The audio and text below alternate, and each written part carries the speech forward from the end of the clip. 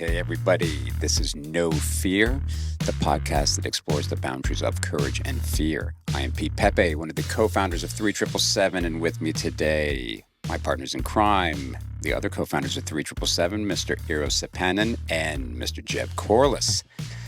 All right, today's going to be an interesting episode. We are going to talk about 3777. We want to talk about the origins of what 3777 is, where it came from, what the philosophy is, what the numbers mean. There's a lot to unpack, and we want to make sure we get to all of it. So I'm going to dive right in, and I'm going to pass this over to Iiro. Let's get this started.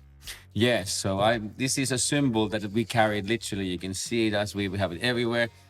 It's even something Nice. that I tattooed on my hand that I carry as a permanent reminder of something that we're going to be revealing soon. So the purpose of, or kind of the meaning of our logo, we didn't really talk about it in public, and we haven't done that so often. But I think today we can maybe reveal a little bit what's the symbol behind it. So let's go back in the year 2005 when we first met, and you showed me this scripted logo.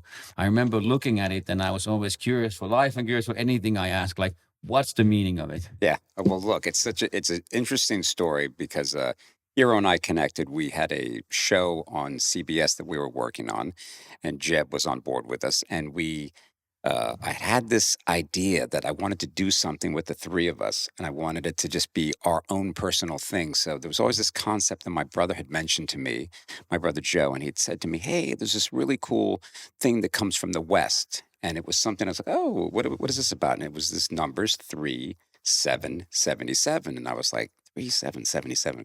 Okay, yeah. And what does that mean? He goes, "Well, what 3777 means is it's actually dimensions."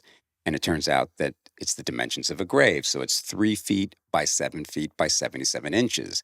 And what would happen in the West, of course, we see the beautiful grave right here with the sky, and we have our logo in there. But it was something in the West that was meant to if there were outlaws that would come into town, and the people that were basically the sheriffs or the people that were vigilantes, they would put these numbers on the places that these people were staying, basically to say, "Hey, get the fuck out of our town," or It was a basically, warning. right, you're going to be in the grave. So, God, it kind of stuck with me. I'm like, wow, that's just, such a cool thing. And then I was like, well, let's kind of make it more cryptic. And so I was sketching, doing some designs, doing some drawings, and this logo turned out. And this is when the three of us were together. And I remember bringing it to you guys, and I was like, hey, I was like, check this out. Like, let's be cool. We're doing the show together, but let's like have our own thing that's, outside of the show. That's something that's personal. That's a little like, undercover, and it's a little bit like Fight Club-esque. It's just for us, and no one else will know what it is. So what do you think of this logo?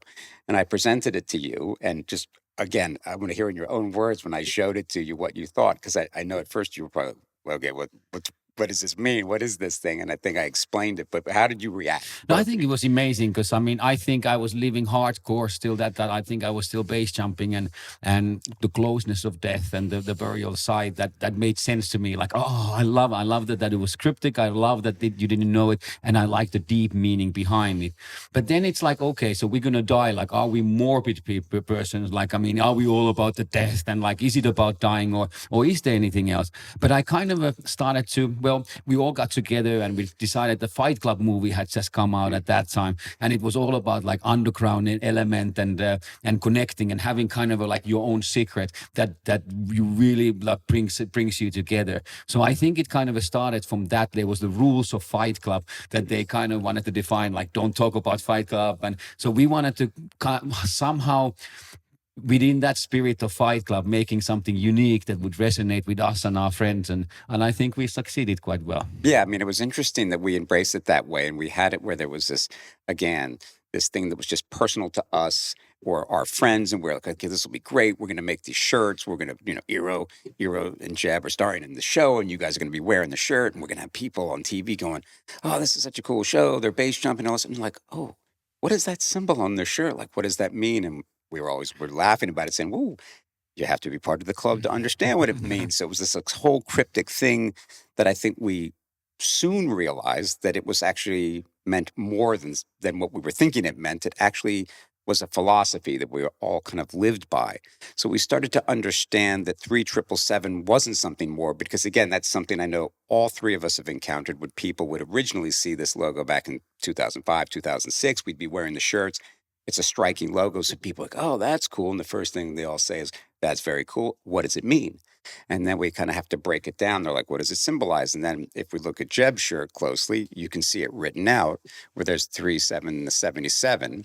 But in our quotes unquotes, our superhero cryptic logo, all of the numbers are laid on top of each other. You have the 7 in the center that's overlapped with the 3 to the little 3, which is to the third power. And then we have the little tail, which sometimes we interpret as a flat line, or we would basically was a little bit of an homage to Iiro and Jeb and to their sport. Basically, you're stepping off the cliff, you're crossing the line. So it had that symbolism to it. But then we'd explain what the numbers meant, and we'd say, of course, it's 3 by 7 by 77. It's the size of a grave. And sometimes you get the people that kind of understand or a little bit more in tune with us would be like, oh wow, that's really cool. That's very powerful. And then you'd get the other side of the people who'd say, "Oh, you guys are like morbid. You guys are crazy. This is dark." And ooh, that's. And I'd go, "Ooh, hang on a second. You're not fully grasping what it means. There's a lot more of a deeper philosophy, and when you understand what that is, I think it takes it to a different level. And I think it would be fun because the most charismatic person to say this or explain it and who embraced it and has carried it through, I want to have Jeb just explain it because from a philosophical standpoint, he tied it into a lot of other philosophical things that he was experiencing. He was able to kind of like bind it into one thing. So Jeb, it's always nice to hear your side of it. Well, when I saw it and you told me, the dimensions of a gravesite, it at that point I had seen base jumping as a philosophy more than a sport. Like I never, it was like base jumping is not a sport, and you're like, exactly, it's not. It's a philosophy. It's a way of seeing life. It's an understanding of mortality. And all of a sudden, this symbol really symbolized how I personally felt about base jumping as a philosophical concept, which is, in order to be a base jumper, you have to be very comfortable with mortality. You have to understand that death is an inevitability. And there's this kind of idea that, you cannot allow something that is completely and absolutely inevitable prevent you from living your dreams and doing the things that you love. So this was kind of a symbol to me of this idea that, yes, I know I'm going to die. And that understanding that death is inevitable and that it's coming, that actually it kind of forces you to use that little bit of time you get while you exist in the best way possible. So it's this idea that you actually place a symbol of death on your chest to keep you aware that that's the inevitable outcome of everything you do in your life. And it comes into this idea that for me, every now and then something would happen in base jumping that was so horrible and so awful and so just devastating that you would start questioning, is this worth it? Should I keep doing this? Should I keep moving forward in this? And what would happen to me, sometimes, I've had really good friends die and I struggle with, coming back and doing it again. And what would always kind of happen is I'd be like, well, okay, I can quit base jumping. I can quit diving with sharks, riding motorcycles. I can quit doing anything dangerous. And I'm still going to die. Like that's actually not going to stop death from happening. So do these things enrich my life? Do these things make me happy? Do these things have meaning and give my life purpose? And the answer is yes. And it's a fascinating thing when you start to realize that everything you do is going to lead to death at some point. And there's like this great Russian saying that I think really encapsulates this kind of idea, which is don't smoke, don't drink, still die.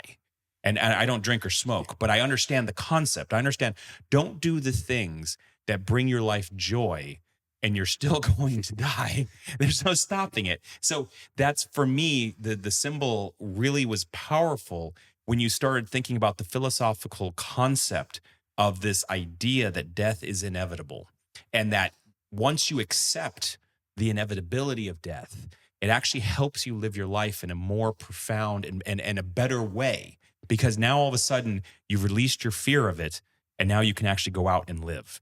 And it's also funny because this is a philosophical idea that has resonated throughout different cultures. The samurai did this. The Spartans did this. Samurai was fascinating because when a samurai warrior would go into battle, He would go into battle knowing he was going to die, completely accepting death as an inevitable outcome of what he's about to do. And what would happen is that would allow him to shed his fear of death and allow him to then do everything necessary to not actually die. And it's a fascinating thing because it seems morbid or it seems negative, but it's actually not. What it is, it's a person preparing themselves for the worst case scenario and then doing everything in their power to ensure that that's not what actually happens. So, I mean, I don't want to like take over the whole conversation, but Go ahead. but there's this concept. I always look at it like this, and I've always said this about base jumping, which I think this symbolizes quite well. Imagine in 6 months from now, you're going to get into an octagon, okay? And you are going to have a person in there who wants to rip your arm off and beat you to death with it, right? That their goal is to hurt you in a very real, profound way. Now, if you know that, you're going to treat that situation very seriously. In the 6 months leading up to that event, you're going to work out, you're going to eat healthy, you're going to take steroids, you're going to do everything in your power to ensure that when you get in there, you are ready to face that person who wants to beat you to death. Yeah. Now, if you treat that like, oh, I'm going to go in there and have a tea party, how are you going to prepare for that? You're not going to, right? So the idea is, for me, this is about understanding what you're facing, which is the fact that death is coming, right?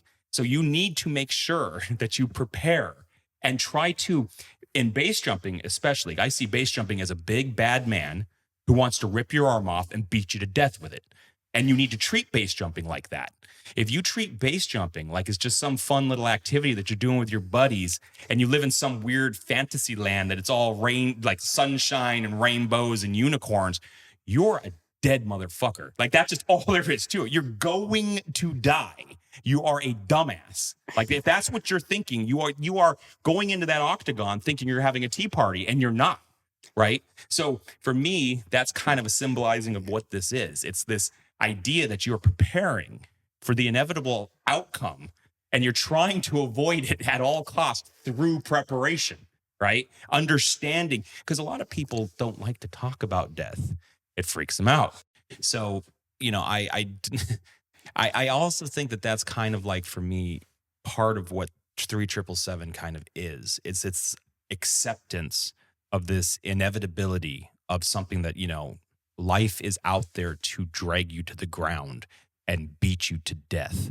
That's what it's doing. It's gravity is trying to pull you in to your grave always. And it's a constant struggle against gravity to survive. And I think that that's what, for me, that was where the philosophical kind of concept of the symbol kind of resonated. And that's what I understood it to mean. That's what it meant to me, so that's kind of where I went and I thought, and we discussed, and we all kind of felt, I thought the same way, is that how you guys kind of saw it?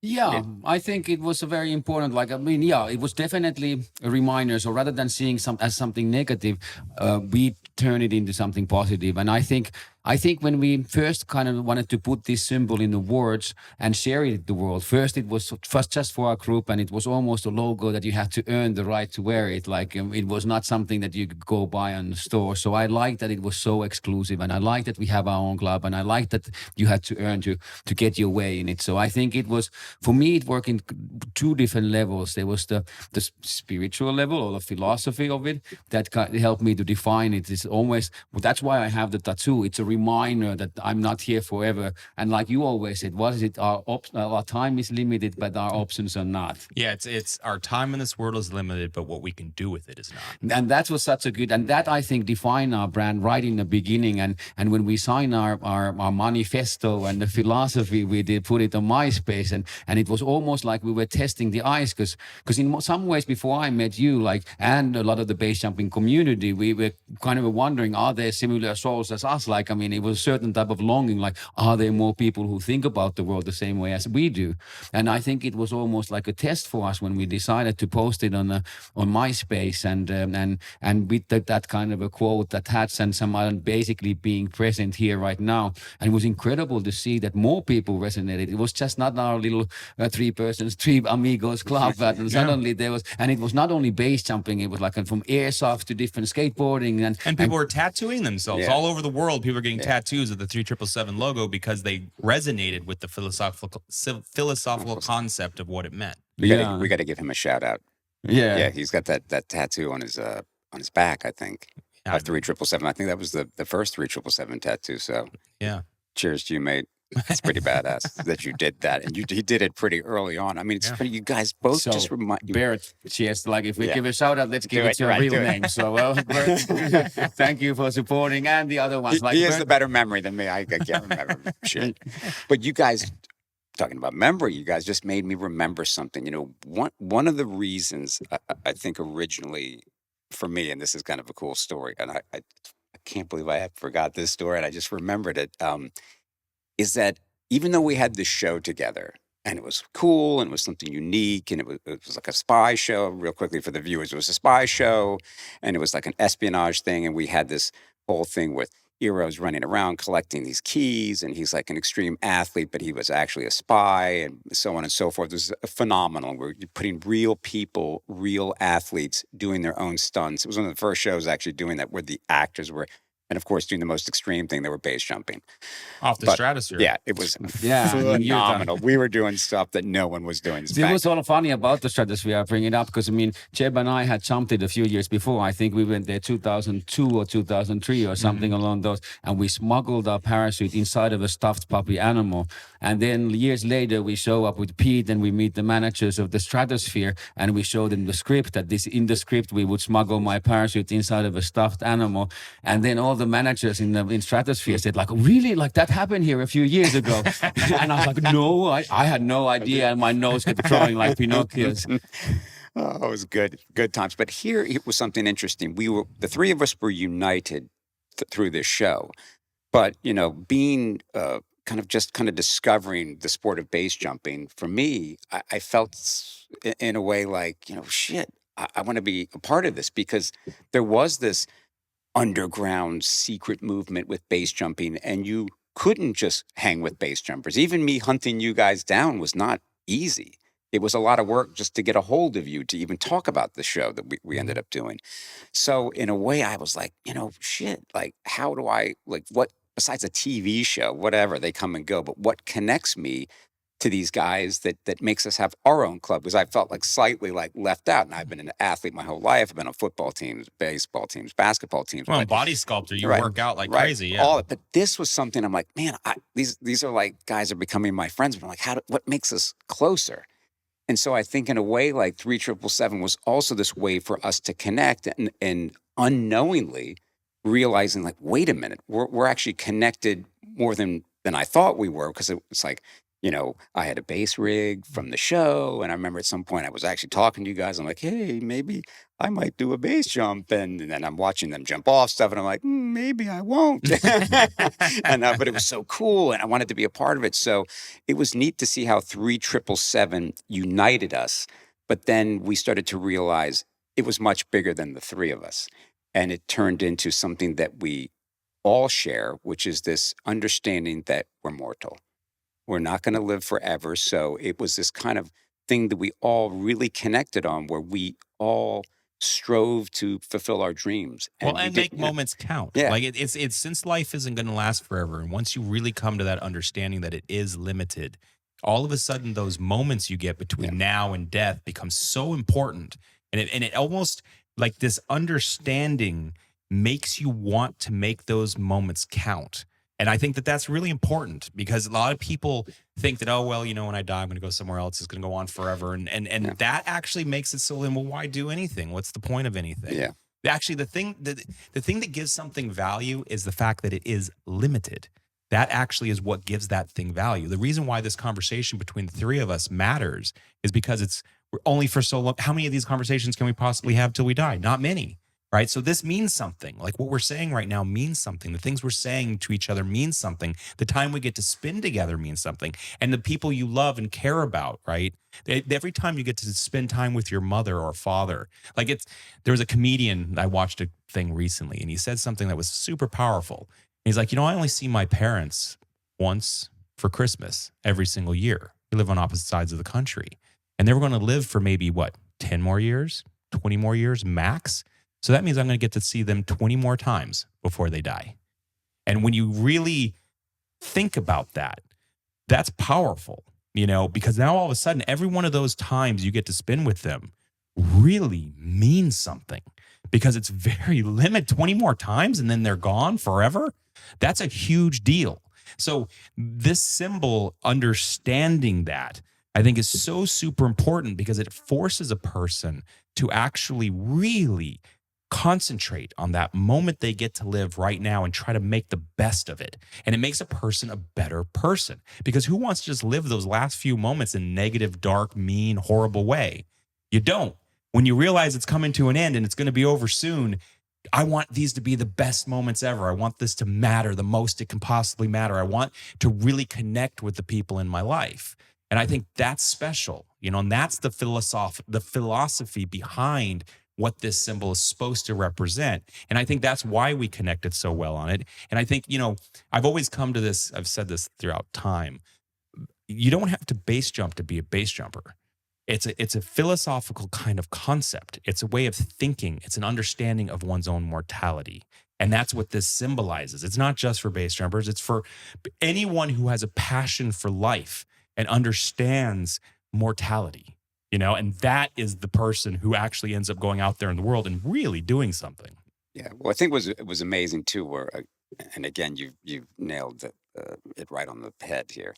But it was cool how it kept kind of metamorphosizing and transitioning, where again, it was this underground thing. It was for us. It was supposed to be special. We didn't want anyone else to know what it meant unless they were in on what, they were down with what we represented. And then they kind of had to earn it. Right. Yeah. It was cool. And then we realized, wait a minute, it's not just for our base jumping friends and our wingsuiting friends and our extreme friends. It's like, we have artists. It's about people that are putting their life on the line, or at least that philosophical aspect of like, you're going for what you believe in and what you love and what your passions are about. So we started to say, 3777 isn't just the three of us.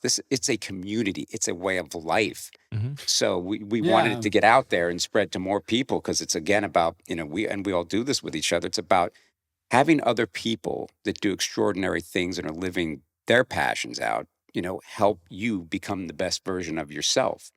And helping people who have purpose, like finding purpose and finding their reason for existence, and a reason to want to live until the end, and that's, I don't know, I think it's special. I think it's cool. Yeah. And I think, like you mentioned, that we've tapped into something ancient philosophies, and that's true. There has been always like just the power of now being here in this process. So it's us. It's acknowledging death. So for me, it's a timer to be here. I think one of our inspirations, I think we reinvented some of those concepts that have been there before. One of them is like memento mori. It's quite a familiar Latin word. I think my Latin is a bit rusty, but I think it's a little bit, remember you must die. So already 100 years ago, people were having this little amulet that says memento mori as a reminder. For the same reason we are wearing our logos and why we have this tattoo. It is the fact that someday we're going to die, and it's about what we make the best out of it. So I think it's important to explain our listeners what this is, but also if you're not ready to get your own tattoo yet and you want to wear this symbol as a reminder of being here right now, you should go to our website 3777.com, where you can see different apparel that we have, and as a reminder to be here and right now. I think this is quite good. So you can subscribe to our YouTube channel, please. We're also on Instagram. We'll do some kick-ass videos there, and yes, join our tribe, because ultimately we're here to inspire you, but we're also here to be inspired by what you do. So we have we actively engage in the communication on our platforms, and we hope you join it, and we hope that your spirit and your actions and your passions manifest as our brand, and we welcome everyone to our 3777 tribe.